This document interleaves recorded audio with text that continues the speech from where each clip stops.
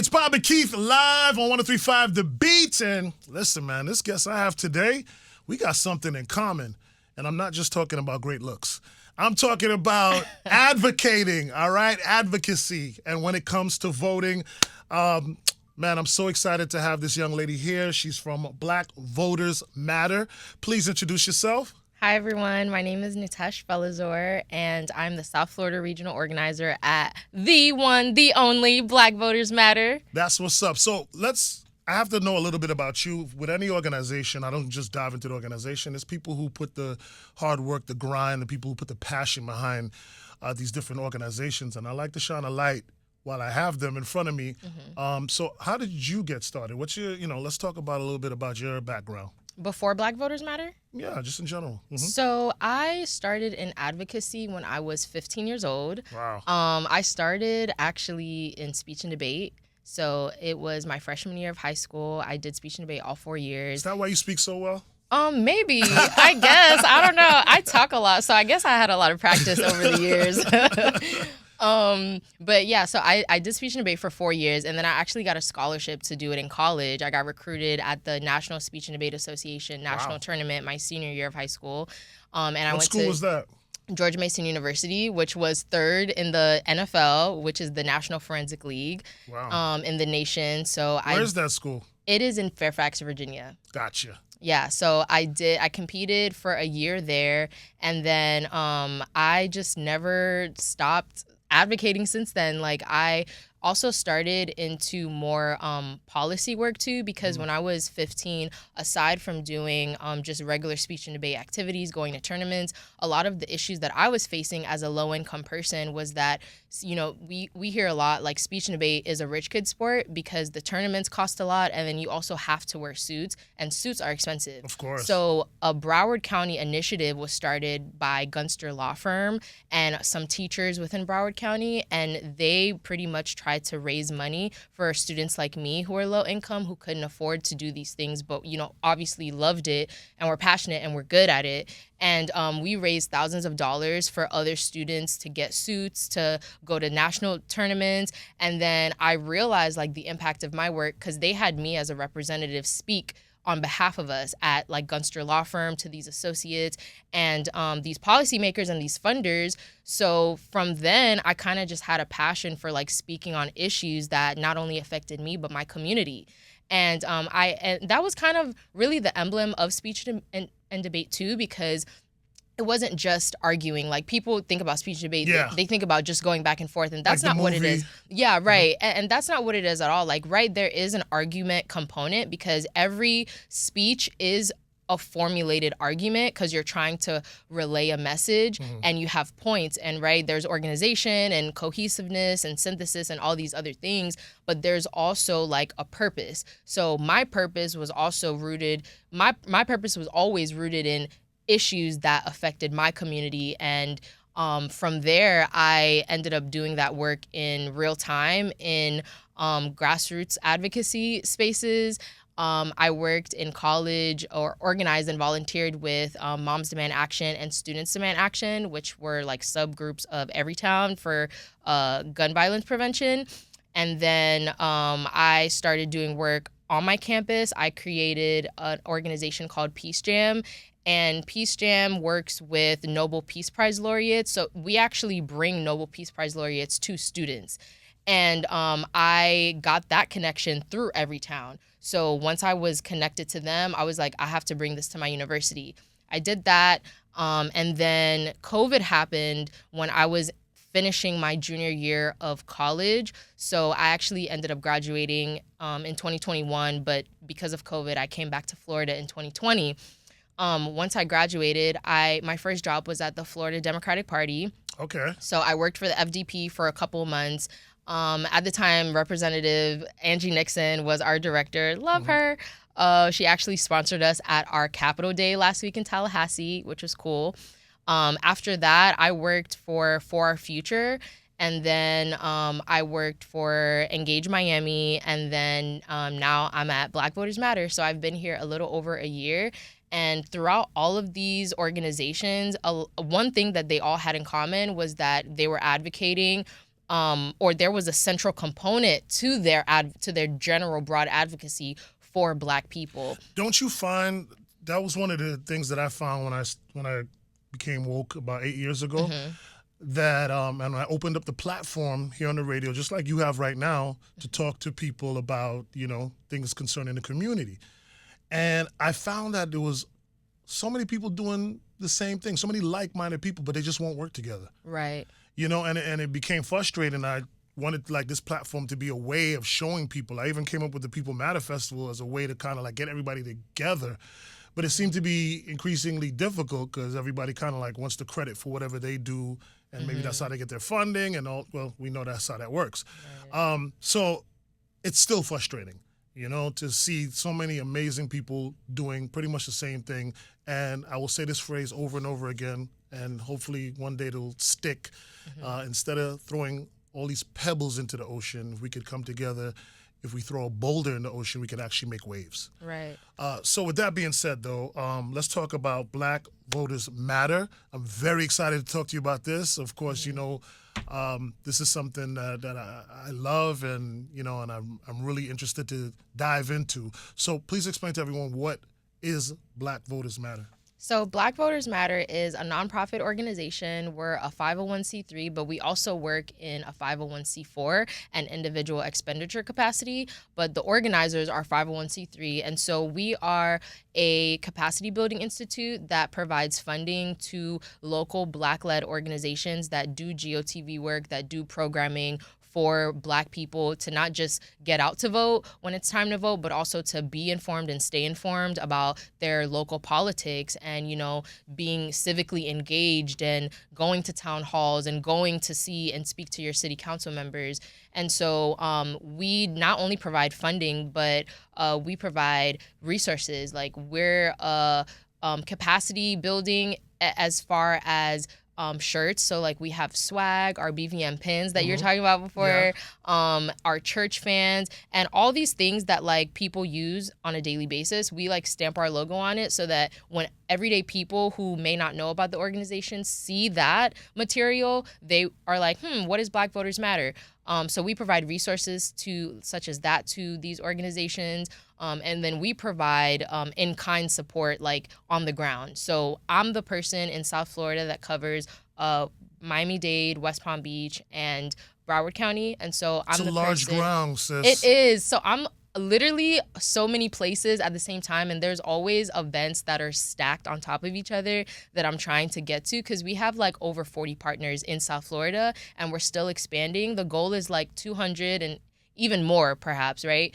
And so the support that I provide on the ground is being there physically to like, whether it's setting up, cleaning up, being a facilitator, speaking, or just, whatever. I always tell the organizers, like whatever they need me to do, like I'm that person that would help them with that. And then so on the ground support, funding, and we also provide different resources like trainings. So organizations that we work with, 60% of them do GOTV work, which is like get out the vote. So that includes canvassing, phone banking, text banking. So I would send them, trainings or go through them the trainings and, provide that support in an educational capacity. That's amazing. What is the goal, or what are some benchmarks that you're trying to achieve with the movement? So we're trying to always stay 10 steps ahead of the white nationalist agenda, right? Like the white supremacist agenda. And what that means is like, we notice that our people, even though a lot of them do already vote, right? Because that's a misconception. It's like Black people don't vote. No, Black people do vote, but a lot of the times Black people are just misinformed about when to vote, or, all these different laws are coming in about, they're purging our signatures, which even though we do turn in a ballot, that gets purged out and it doesn't count, right? Or we're counted as ineligible because we missed the deadline to register for the vote by mail. And so our goal is to always work ahead of their goal, which is informing our people and making sure that they stay on top of the information as it comes. And then also not even just being like that person or that entity that informs them, but providing them their own resources so that they can inform other people, because we want to keep, the modem going. That is amazing. Um, with that being said, how do you see it scaling? Like, you're on the streets, you're there, you're at the events. Are you starting to feel or see some of the impact? Because, and the reason I'm asking you this is that, I was doing Just Vote period for, a year prior than, before my campaign. And, I know the efforts that I put in, and now I'm hearing the efforts that you put in, and still knowing that a local election only garners 7% turnout, it's like, flat tire. Of course, I'm going to put air back into that tire and keep going. We don't stop. We don't give up. We believe in this kind of stuff. But, can you talk about that a little bit, about some of the challenges that you see and that you experience and, in this advocacy? Yeah, there's a lot of challenges. Like, where do I even start? I think one of the biggest challenges that, like, you touched on earlier was trying to get everybody in the same room that are already doing that work together. Yeah. And, like, there's an African proverb that's like, and I'm paraphrasing because I don't know it verbatim, but it's like, all hands together. Like, if you go alone, you will go fast, but if you go together, you will go far. Right. So it's like, I think a challenge for us is, like you were saying, like our deadlines and our quotas and our deliverables that we have to meet, let's say by like the midterms, the 2026 midterms, or even like this past 2024 presidential election cycle. It's like we have these criteria that we have to meet, and we have a lot of potential, but sometimes they don't get met because maybe it's hard to gather like 50, 60 organizations to be on the same page, right? Or like communication wise, it's hard for people to, have access to, It's also good to keep in mind though, and I think that's what make my job a little bit easier because it puts less pressure on me or on them, is that remembering people have other jobs, right? Like sometimes they have their nonprofit organization, but then they also have their 9-to-5 that helps them pay bills. Oh, yeah. So sometimes with that, it's like that gets in the way, or their other responsibilities, like they have kids and, they have like their own life. So that gets in the way sometimes with communication and not being able to meet deadlines or not being able to come to meetings. And, it's like, I hate to say it, but, we don't always be keeping our word, Keith. We don't be keeping our word. And it's like something that I noticed from the early years of my organizing. And I'm trying to really like get to the root of that, because I think like, because it's like that potential, it goes back to that potential. We as a people have so many ideas. We have so many like, when we strategize and brainstorm, it all sounds beautiful, but like, what are we putting into action? And we do put a lot into action, but imagine if we put everything that we talked about into action. You know what's the crazy part of hearing you say that is that I believe, because I come up with all these little different analogies because it just helps me to remember things better too. It's like, I call it peanut butter and chocolate, right? They're both amazing by themselves, but together they're a whole new brand. Right. So peanut butter is amazing, chocolate's amazing, but Reese's is also amazing, together. And I feel like that was my problem, right? Is that my problem is that I was super action. I can get things done really quick, but my organizational skills and the organizational side of Just Vote period was inept and had the issues. And so it speaks to what you're saying, like if we can find more cohesiveness where we can connect and like, hey, listen, you're super organized. I'm not. But listen, I'll get you out in them streets and I'll have you in all these places you can't get to because I'm action driven. And we're able to work together. I think it'll help to answer some of those issues that you're having. And you're right. A lot of people are full of shit and it's frustrating. You know what I mean? I know their heart is in the right place, so I try not to attack it, you know what I'm saying? But they really are. And I tell people, when they get excited about me and what I'm trying to do, I just remind them, like, listen, I'm like 911. When you're 100% ready to go, then call me. Don't call me when you're thinking about this. Or, I'm not that guy. Respectfully. Right. You know what I mean? Yeah. You were ready to go, and you can speak to that even in terms of like when I saw you and we was like, hey, and I wanted you to come and talk. I was like, let's go. I'm always like ready because it's the now, right? And Right. that's how I kind of approach things.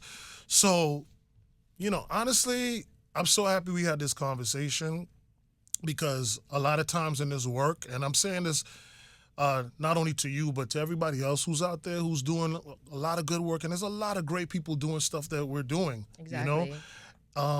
It feels lonely sometimes, you know what I'm saying? It really gets lonely out there doing what you're doing, and sometimes, although it's the right thing and although you led to it and although it gives you some kind of internal satisfaction, it does come at a price too.